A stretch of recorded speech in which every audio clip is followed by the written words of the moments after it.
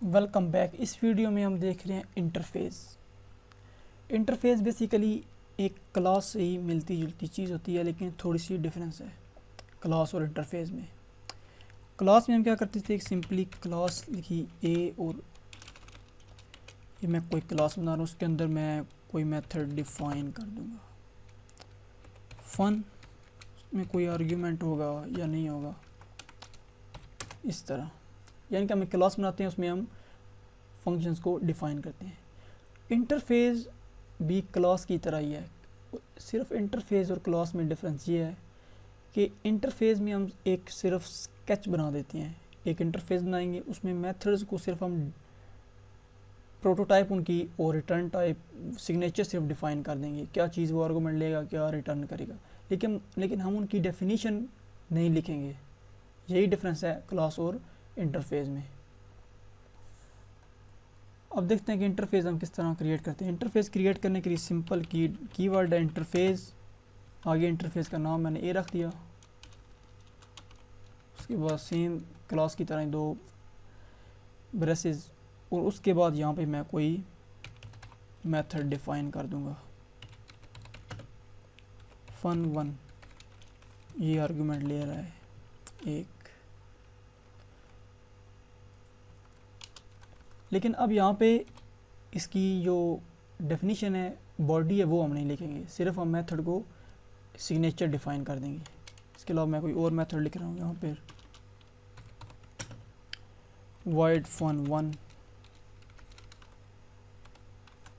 इन दोनों की मैंने प्रोटोटाइप लिख दी।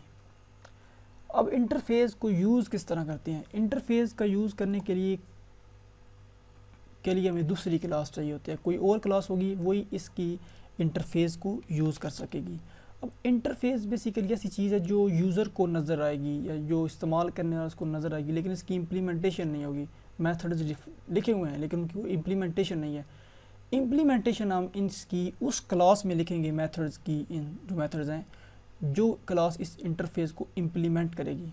क्लास एक क्लास दूसरी क्लास को एक्सटेंड करती थी, लेकिन इंटरफेस को इम्प्लीमेंट करती है कोई क्लास। मैं एक और क्लास बनाई, क्लास बी, ये इम्प्लीमेंट्स करेगी,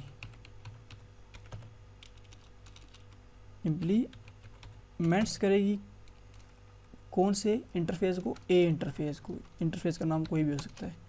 अब जिस क्लास ने इस इंटरफेस को करना है इम्प्लीमेंट, तो उस क्लास पे आप समझ लें कि ये जिम्मेदारी होती है उस इंटरफेस के जितने भी मेथड्स उसमें लिखे हैं उन सब को दोबारा ओवरराइट करके उस क्लास में लिखा जाए।